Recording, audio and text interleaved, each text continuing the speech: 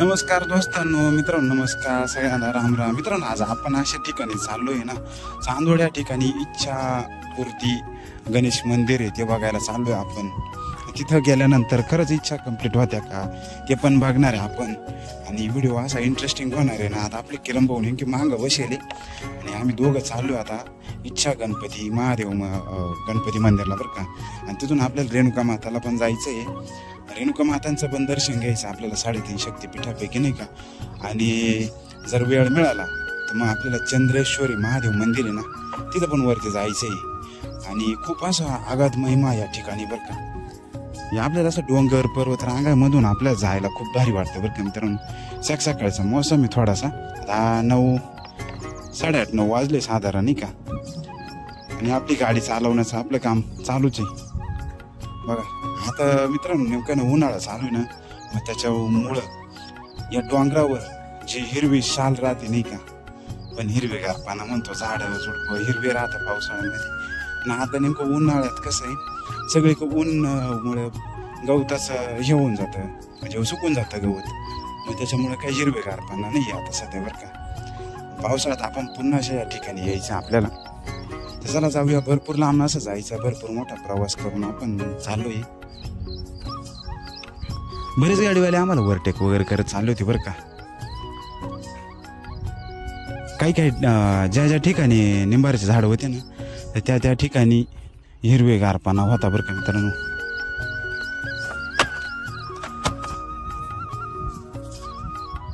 मित्रांनो, आमच्या डोक्यात अशी संकल्पना आली आहे, या रस्त्यांच्या दोन्ही साईडला जर झाडं लावली, वडाचे, पिंपळाचे, निंबाराचे, आंब्याचे, तर आपल्याला फळं पण खायला भेटतील भविष्यामध्ये.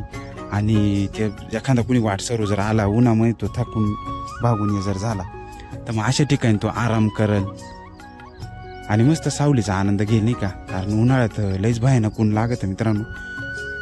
आणि मित्रांनो, या वर्षी ना काय म्हणताला चक्रीवादळाचे जास्तीत जास्त हे बरं का शक्यता आहे, असा हवामान खात्याचा आपण अंदाज आहे. आणि आपलं भूगोलशास्त्र पण असंच म्हटलं जातं नाही का. आणि असा सरळ एकदम अरुंद रस्ता नाही मित्रांनो, एकदम मोठा रस्ता आहे, त्याच्यामुळे मोकळ्याकडं आपण भरपूर लांब जाऊ शकतो. आजूबाजूला बरेच उन्हाळे भुईमुगाच्या शेंगा वगैरे केल्या बरं का, त्याचा पण खायचा आम्ही आनंद घेतला. बऱ्याच ठिकाणी कांदे वगैरे केले होते, ते कांद्यांचा पण आनंद घेतला आम्ही. कारण घरून आहे ना भाजी भाकरी, मस्त भाकरी होती बाजरीची, आणि डोबळी मिरची वगैरे, मिरचीचा ठ्याचा, असा आम्ही खायचा मस्त आनंद घेतला. त्याला भरपूर असं लांब जायचं आपल्याला. इथं थोडेसे हिरवेगार झाडं दिसते बा. हा डोंगर तर एकदम आकर्षक वाटला मित्रांनो, एकदम जबरदस्त असं वातावरण आहे, खूप थंडी अशी वाजती. त्या टेम्पोवाल्यांचं काय माहिती नाही बघा. केवढा मोठा पर्वत आहे मित्रांनो. हे पर्वत चढायला खूप आवडतं बरं का आम्हाला लहानपणापासून.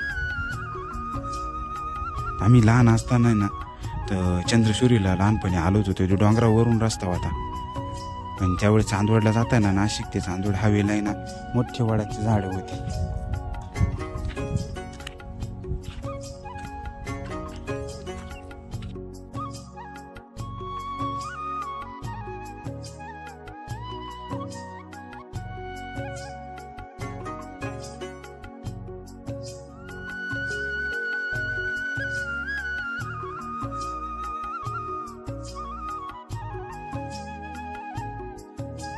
तर मित्रांनो, गाडी चालवून प्रवास करून भरपूर माणूस थकून जातो नाही का. आणि आम्ही ना बऱ्याच ठिकाणी रस घ्यायचा आनंद घेतला. उसाचा रस जर घेतला तुम्ही तर बराच अशक्तपणा निघून जातो नाही का.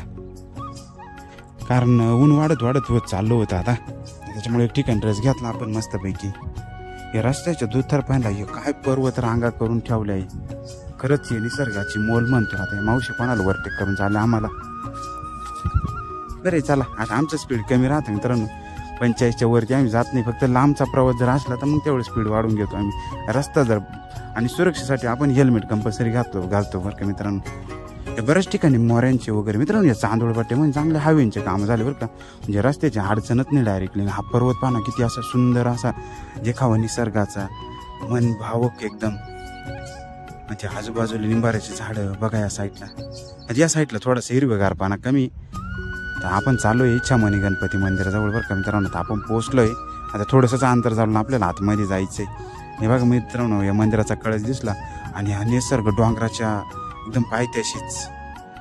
मित्रांनो गार्डन वगैरे बघा किती जबरदस्त केलेले, फरची वगैरे एकदम कुंड्या वगैरे बा एकदम. किरणभाऊ आपल्या पाठीमागे आहे. म्हणजे बाकडे वगैरे एकदम सुंदर असं आखीव रेखीव काम आहे. गणेश मंदिर, इच्छापूर्ती गणेश मंदिर आपलं.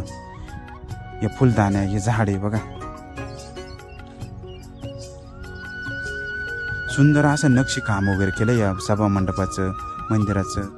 लांबूनच इतकं आकर्षक दिसतं का त्याला काय प्रमाणच नाही.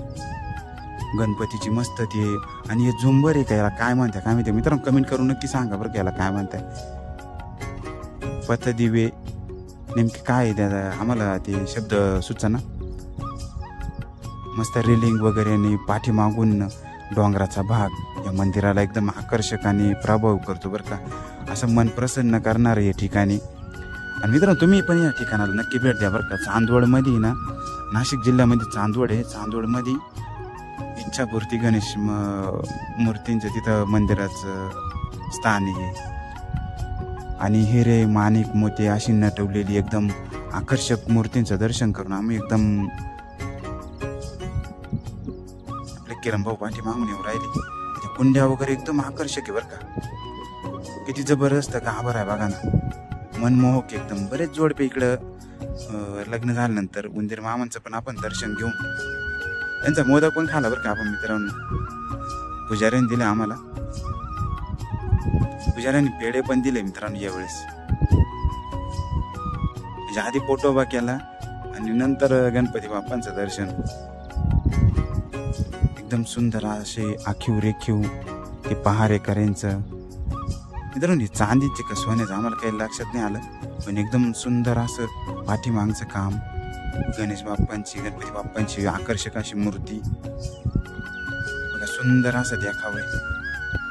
आणि आजूबाजूला जे डोंगरावरती गाई गुऱ्याखी नाही का, गाई चारायसाठी तिथं येत राहते आजूबाजूला. चाराचं उन्हामुळं चारायची थोडी अडचण राहते ना मित्रांनो. बघा गणपती बाप्पांचं एकदम मनपूर्वक एकदा आपण पुन्हा अशा दर्शन घेतलं.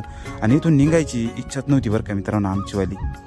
कारण हे वातावरण इतकं भारी होतं ना, खूप असं सुंदर.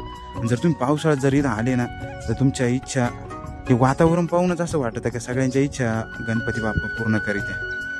हा एक अनुभव इथलं वातावरण सांगत असतात. आपले किरणभाऊ पण थांबले होते दर्शनासाठी पुन्हा असं. त्यांना पण इच्छा नव्हती इथून निघायची. आणि एकदम डोंगरातच आहे मित्रांनो बरं का हे मंदिर.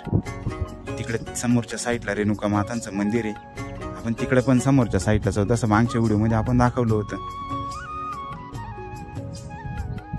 बघा मित्रांनो. असं सुंदर असं आकर्षक गार्डन वगैरे. चला मित्रांनो आता आपण भेटू पुढच्या व्हिडिओमध्ये. आता आपण घरच्या प्रवासाला सुरुवात केली.